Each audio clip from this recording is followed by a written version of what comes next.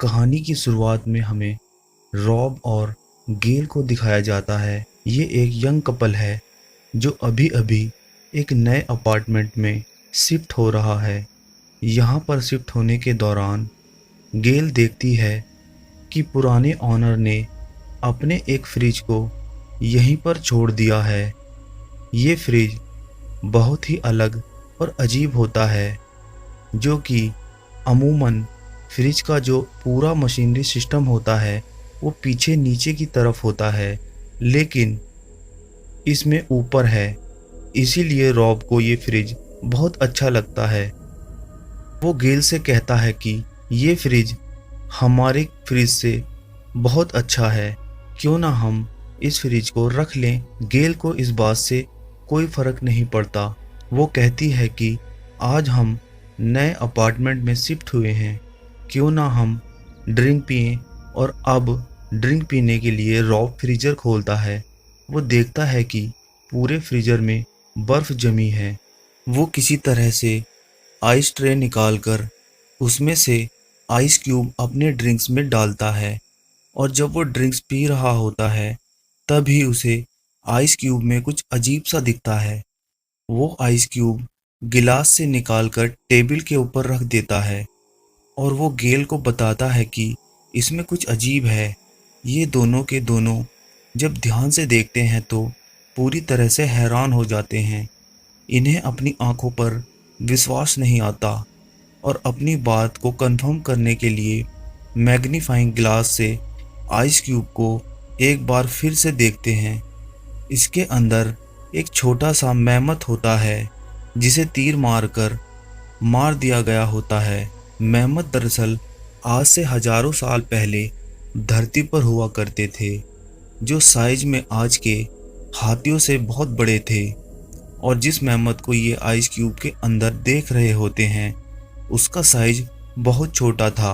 इन्हें कुछ पलों के लिए कुछ भी समझ में नहीं आता और अब गेल फ्रीजर में से सारा सामान निकालती है, क्योंकि उसे पूरा विश्वास है कि यहाँ पर और भी कुछ होगा। और जब ये फ्रीजर से आइस निकालते हैं तो वहाँ पर प्राचीन काल की पूरी एक सभ्यता होती है जो बहुत फास्ट काम कर रही होती है। ये लोग बहुत जल्दी जल्दी तरक्की कर रहे होते हैं। गेल और रॉब को अपनी आंखों पर विश्वास नहीं आता। उन्हें ऐसा लगता है कि वे किसी पिक्चर को फास्ट फॉरवर्ड में देख रहे हैं। फ्रीजर के अंदर का जो वक्त होता है वो आइस एज का वक्त होता है। चारों तरफ बर्फ होती है और अब जिस मेहमत की बॉडी इन्हें आइस क्यूब के अंदर मिली थी, रॉब उसे अपने घर की मिट्टी में दफना देता है। ऐसा करते हुए रॉब को बहुत दुख होता है। गेल कहती है कि शायद ये हमारे गमले की मिट्टी के लिए बहुत अच्छी खाद होगी। और अब ये एक बार फिर से फ्रीजर को खोलते हैं। ये देखकर ये हैरान हो जाते हैं कि चंद घंटों में यहाँ की पूरी दुनिया बदल गई है। पिछली बार यहाँ पर आइस एज था, लेकिन अब यहाँ पर इंडस्ट्रीज़ हैं। इतने कम वक्त में यहाँ की दुनिया कैसे बदल गई, इन्हें कुछ नहीं पता। दरअसल इस दुनिया के अंदर हर एक चीज़ बहुत तेज़ी से बदल रही होती है और ये वक्त होता है 19th सेंचुरी का, जब इंडस्ट्रीज़ ग्रो कर रही थी, हर जगह कंस्ट्रक्शन चल रही थी और इस दुनिया के अंदर भी बड़ी बड़ी बिल्डिंग्स बन गई होती हैं। गेल रॉब से कहती है कि ये एक अलग दुनिया है जहाँ पर टाइम और तरक्की स्पीड से हो रही है। रॉब दुखी हो जाता है क्योंकि उसने बहुत कुछ मिस कर दिया। वो आइस एज के बाद की दुनिया को देखना चाहता था कि वो दुनिया कैसे बनी, उस दुनिया में क्या हुआ, लेकिन अब उसने उस मौके को गंवा दिया। उनके देखते देखते फ्रिज की दुनिया उस वक्त में पहुंच जाती है जिस वक्त में आज हम हैं। अब यहाँ पर उड़ने वाले प्लेन भी हैं और ये सब कुछ अपनी आंखों से देख रहे होते हैं, जो चंद ही घंटों में सब कुछ बदल गया होता है। ये सब कुछ देखकर ही दोनों बहुत ज़्यादा एक्साइटेड होते हैं और तभी यहाँ फ्रीजर की दुनिया के अंदर एक बॉम्ब गिरता है जिससे बहुत बड़ा ब्लास्ट होता है। दरअसल ये एक न्यूक्लियर बॉम्ब है। बॉम्ब के ब्लास्ट की वजह से रॉब पीछे हट जाता है, जिसकी वजह से वो गिर जाता है। उसका चेहरा आग की गर्मी की वजह से लाल हो गया होता है। और अब ये फ्रीजर के अंदर देखते हैं जहाँ पर ब्लास्ट हो रहे होते हैं। दरअसल ये एक न्यूक्लियर वॉर है। गेल जब ये सब देखती है तो फ्रीजर का दरवाज़ा बंद कर देती है। रॉब कहता है कि अब क्या होगा। गेल कहती है कि मुझे नहीं पता, फिलहाल मुझे भूख लग रही है। और इसके बाद ये खाने के लिए कुछ ऑर्डर करते हैं। 1 घंटा बीत जाता है। रॉब कहता है कि हमें फ्रीजर की दुनिया को देखना चाहिए कि अंदर क्या हुआ। क्या वहाँ के लोग बचे होंगे?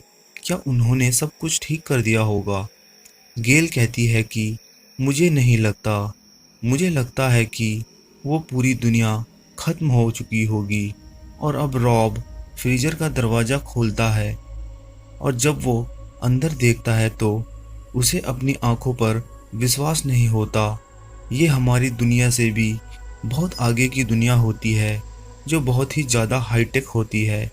यहाँ पर फ्लाइंग कार्स भी बन चुकी हैं, साथ ही दूसरी टेक्नोलॉजीज़ भी बहुत ज़्यादा हाई होती है। ये दोनों के दोनों ये देख ही रहे होते हैं, तभी शहर के बीचों बीच एक ऑब्जेक्ट आता है जो कि पिरामिड के शेप का होता है। और इसके बाद वो पूरे शहर की एनर्जी को कंज्यूम करना शुरू कर देता है और अगले पल वो डायमंड शेप का हो जाता है।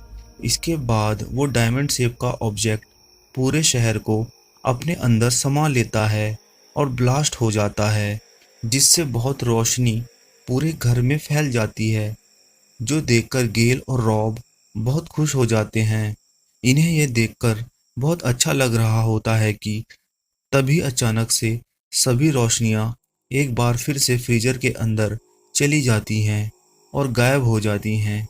ये देखकर ये दोनों के दोनों उदास हो जाते हैं। इन्हें कुछ समझ नहीं आता कि फ्रीजर के अंदर जो लोग थे वो कभी वापस आएंगे भी या नहीं। हालांकि रॉब को थोड़ी बहुत उम्मीद होती है, लेकिन गेल को इस बात की उम्मीद नहीं है। इसीलिए रॉब अब फ्रिज के प्लग को निकाल देता है। सुबह एक बार फिर से रॉब और गेल दोनों के दोनों फ्रीजर के पास आते हैं और फ्रीजर का ढक्कन खोलते हैं। अंदर से ठंडी ठंडी हवा धुआं बनकर बाहर निकलती है। जब ये ध्यान से देखते हैं तो एक बार फिर से आइस एज शुरू हो चुका होता है, यानी समय का वो चक्र जो एक रात पहले शुरू हुआ था वो आज फिर से शुरू हो चुका है। कुछ ही पलों में ये डायनासोर्स भी देखते हैं, जिनके पास कुछ ऐप्स भी होते हैं।